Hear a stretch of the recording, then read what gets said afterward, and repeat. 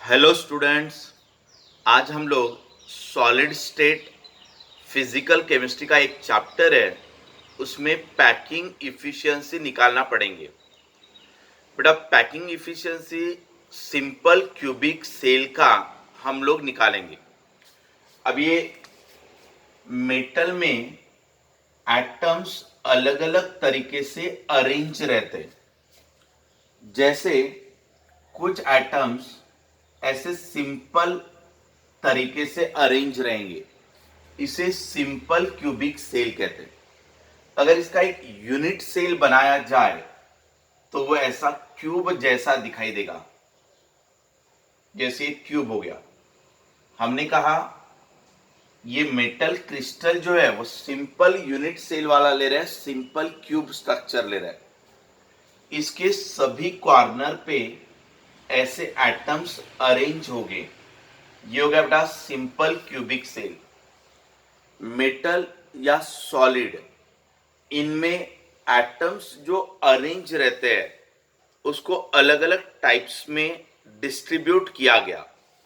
जैसे इस तरीके से अगर एटम का अरेंजमेंट है, ये बोलो या ये बोलो, 3 डायमेंशन में, ये 2 डायमेंशनल हो गया, ये 3 डायमेंशनल हो गया, तो ऐसा अरेंजमेंट यानी सिंपल क्यूबिक सेल का अरेंजमेंट, यानी एटम्स इस तरीके से अरेंज रहेंगे क्यूब के कॉर्नर्स पे।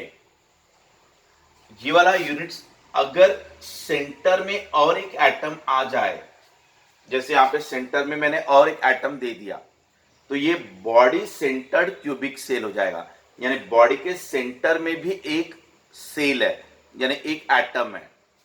अगर यहां पे एक एटम दे दूं और ऐसे हर एक फेस पे एटम दे दूं, तो ये फेस सेंटर्ड क्यूबिक सेल हो जाएगा। तो क्यूबिक सेल, ये हुआ हमारा simple cubic cell. Simple cubic cell में atoms are arranged at the corners of the cube. लेकिन बॉडी सेंटर्ड का, तो उसके बॉडी के सेंटर में भी एक एडिशनल आ जाएगा। फेस सेंटर्ड का, तो सभी के फेस पे और एक आ जाएगा। जैसे यहां पे 6 फेस होते हैं, ठीक है ना, तो ये 6 फेसेस पे एक एक एटम आ जाएंगे। तो अभी हमारा क्वेश्चन क्या है, अभी हम लोग क्या पढ़ने जा रहे हैं? हम लोग निकाल रहे हैं packing efficiency of simple cubic cell. अब what is mean by packing efficiency? Packing efficiency यानी इस क्यूब के अंदर एटम्स कितने पैक है। जैसे ये क्यूब के अंदर स्पेस अवेलेबल है, तो क्यूब के अंदर कितनी स्पेस अवेलेबल है और उस अवेलेबल स्पेस में से एटम कितने स्पेस को ऑक्युपाई कर रहा है, यानी space occupied by the atoms या पार्टिकल्स, पार्टिकल या एटम्स ने कितनी जगह ली और वहां पर कितनी जगह अवेलेबल थी, उन दोनों का रेशियो लेना, यानी पैकिंग इफिशियंसी लेना। नाम से ही क्लियर है बेटा, पैकिंग इफिशियंसी यानी कितना पैक है, यानी क्यूब के अंदर कितनी जगह अवेलेबल है लेकिन एटम ने कितना ऑक्युपाई किया।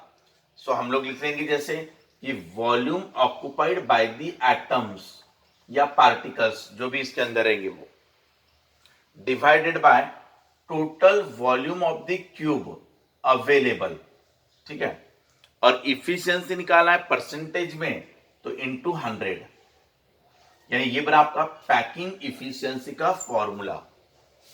जो मेटल रहता है उस मेटल में कि कितना परसेंट स्पेस एटम ने ऑक्युपाई किया और उस मेटल में का कितना परसेंट स्पेस वैकेंट है, एम्प्टी है, वो आपको यहां से मिलने में मदद मिलती है। कहां से? पैकिंग इफिशियंसी में। सबसे पहले आपको पैकिंग इफिशियंसी क्लियर हो गया। What is mean by packing efficiency? यानी space occupied by the atoms divided by space available in the cube. Clear? Now चलो आगे बढ़ते हैं हम लोग।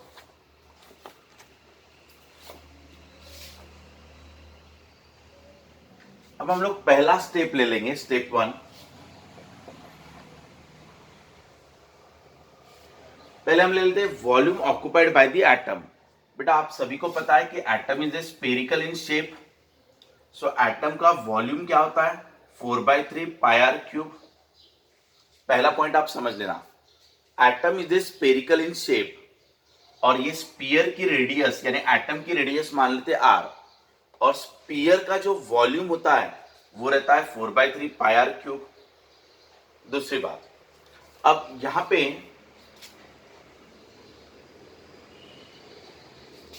ये जो हम सिंपल क्यूबिक सेल ले रहे हैं,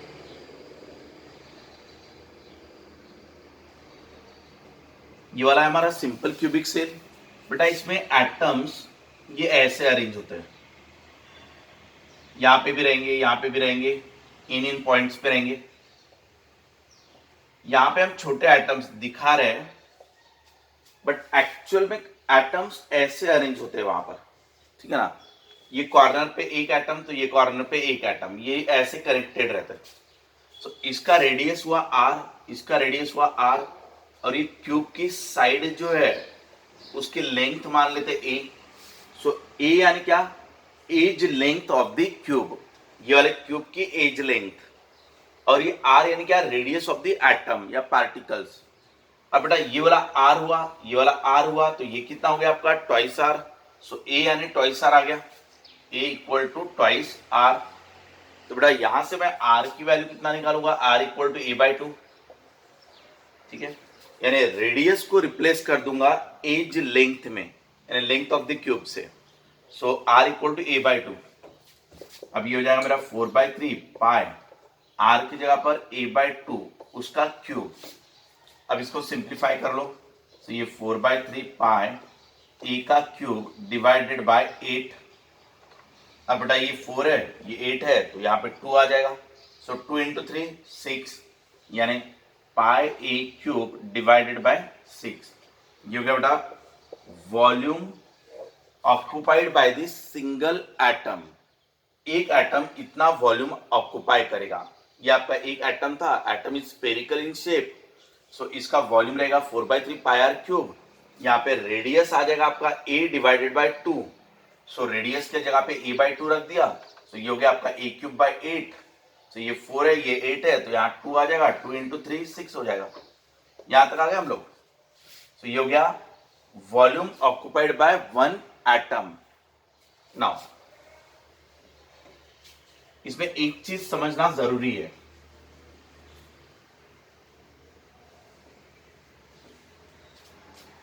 जैसे ये सिंपल क्यूबिक सेल है अपना,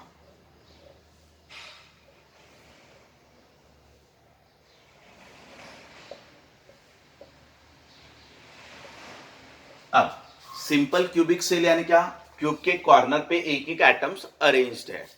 नाउ बेटा अगर ऐसे ही क्यूब में इस तरफ बनाओ तो बन सकता है ये ऐसा वाला,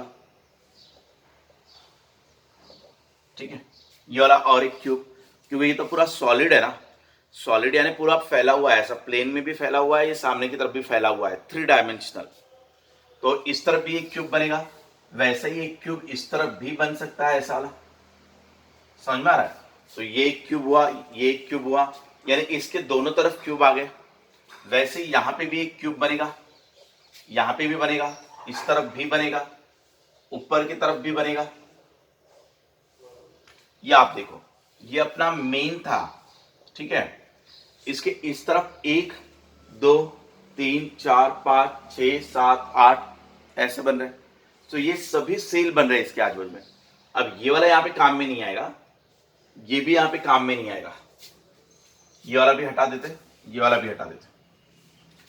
सो जैसे यहां पे 4 बने, 1 2 3 4, वैसे ही 4 पीछे की तरफ भी बनेंगे, 4 सामने की तरफ भी बनेंगे, यानी टोटल 8 बनेंगे।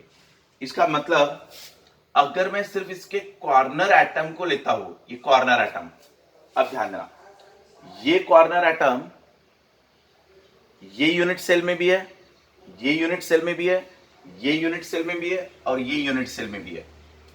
ये जो कॉर्नर का एटम है, वो कॉर्नर का एटम इसके इस हिस्से में भी आएगा, इसके हिस्से में भी आएगा, इसके हिस्से में भी आएगा, इसके हिस्से में भी आएगा, यानी 1 2 3 4।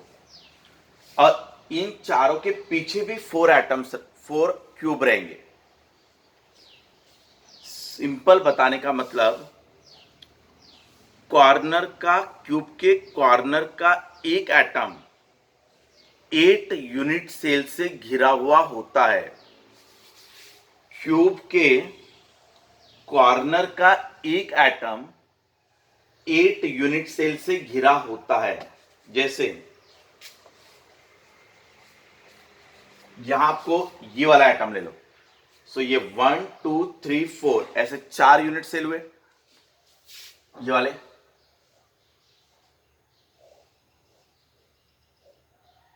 ऐसे। तो आप देखो ये 4 क्यूब दिख रहे हैं आपको, 4 क्यूब, 1 2 3 4, और बेटा 4 क्यूब में ये घिरा हुआ है, ऐसे 4 पीछे की तरफ और 4 सामने की तरफ। तो ये वाला जो एटम होता है कॉर्नर वाला, वो बराबर 8 यूनिट सेल से घिरा होता है। सो इसका सिर्फ 1/8 पार्ट, यानी ये वाला, ये पूरे हटा देते हम लोग तीनों, ये वाला पार्ट। सो इस एटम का सिर्फ 1/8 पार्ट ही इसके हिस्से में आता है। जैसे ये वाला, इस क्यूब के अंदर कितना है, ये वाला है, ये तो बाहर चला गया। ये वाले एटम का सिर्फ इतना पार्ट ही क्यूब के अंदर है, बाकी तो यहां से चला गया। चला गया बोले तो वो दूसरे क्यूब में आ गया। अब जैसे ये वाला एटम ले लिया मान लो मैंने, सो ये एटम का सिर्फ इतनी स्पेस जो है वही स्पेस इस क्यूब में आ रही है, बाकी ये तो दूसरे तरफ जा रही है स्पेस, ऐसे। सो ये वाला जो कॉर्नर एटम है उसका ये वाला ही स्पेस सिर्फ इसके हिस्से में आएगा, बाकी सब चला जाएगा, ऐसे। सो कोई भी आप कॉर्नर का एटम ले लेना, वो एटम 8 यूनिट सेल से घिरा हुआ रहता है। कितने? 8। तो उसमें का सिर्फ 1/8 पार्ट ही इसके हिस्से में आता है, बाकी सब इधर उधर चले जाते हैं, आजू बाजू वाले क्यूब में चले जाते हैं। सो अब ध्यान देना बेटा, दिखने के लिए इसके पास 8 एटम है, ये वाले क्यूब के दिखने के लिए 8 एटम्स कॉर्नर पर है, बट ये वाला एटम जो दिख रहा था पूरा, वो पूरा का पूरा इसके हिस्से में नहीं आता, सिर्फ इसका 1/8 पार्ट ही इसके हिस्से में आता, बाकी आजू बाजू में चला जाता। अब ऐसे एक एटम का 1/8 पार्ट, दूसरे एटम का 1/8 पार्ट, तीसरे एटम का 1/8 पार्ट, ऐसे पूरे 8 एटम्स का, ऐसे पूरे 8 एटम्स का, कॉर्नर वाले 8 एटम्स का 1/8 पार्ट ही इसके हिस्से में आएगा। तो बचा कितना बेटा? 1। इसका मतलब क्या हुआ?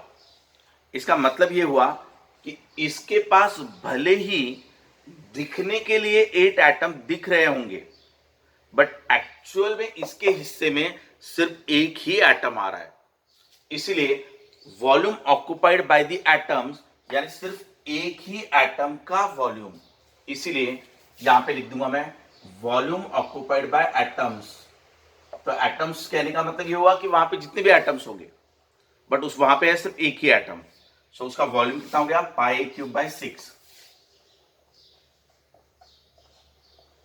समझा बेटा? ये हो गया हमारा volume occupied by the atoms, πa³/6। अब मुझे बताओ वॉल्यूम ऑफ क्यूब कितना होता है, यानी वहां पे जो स्पेस अवेलेबल थी, यानी क्या वॉल्यूम ऑफ क्यूब, वो कितना होता है? साइड का क्यूब, ए का क्यूब, क्यूब का वॉल्यूम साइड का क्यूब, यानी ए का cube. Clear? Now packing efficiency, अब हम निकालने जा रहे हैं पैकिंग इफिशियंसी। ये डेरिवेशन आपको बोर्ड एग्जाम में आएगा, एंट्रेंस एग्जाम में भी इसके ऊपर क्वेश्चन आएंगे। नाउ पैकिंग इफिशियंसी, क्या कहा था बेटा मैंने? पैकिंग इफिशियंसी नाम से ही क्लियर है कि volume occupied by the atoms divided by space available in the cube. ठीक है ना? एटम्स ने कितना वॉल्यूम ऑक्युपाई किया? πa³/6, और वहां पे स्पेस अवेलेबल कितनी थी? तो a³, और इफिशियंसी इन परसेंटेज निकालना है तो इंटू 100, ये ऐसा। यानी ये हो गया एटम्स ने कितनी जगह ली और वहां पर कितनी जगह अवेलेबल थी, इंटू 100, ये मिलेगा पैकिंग इफिशियंसी। अब ये कैंसिल हो गया, पाई की वैल्यू 3.14 इंटू 100 डिवाइडेड बाय 6, ये आ जाएगा बेटा आपका 54 पॉइंट, आपको उसमें डायरेक्ट वैल्यू बता देता हूं मैं, 52.36 ये आपका पैकिंग इफिशियंसी आ गया। ठीक है, सो इतना क्यूब पैक है बाय द एटम्स, एटम्स ने इतनी जगह ऑक्युपाई की, तो बेटा वहां पे एम्प्टी स्पेस कितनी अवेलेबल है। सो अगर आपको एम्प्टी स्पेस निकालना रहा तो आप क्या करोगे, 100 माइनस 52.36 कर देना, तो ये आ जाएगा आपका percentage of vacant space available. समझा। तो इस तरीके से पैकिंग इफिशियंसी निकालना है और इस तरीके से एम्प्टी स्पेस अवेलेबल इन दी क्यूब, ये निकालना है। क्लियर है बेटा। मैं आपको तुरंत ही इसके बाद packing efficiency of body centred, packing efficiency of face centred cubic cell, ये आज ही हम लोग नेक्स्ट लेक्चर में कवर करेंगे। ठीक है बेटा, बाय।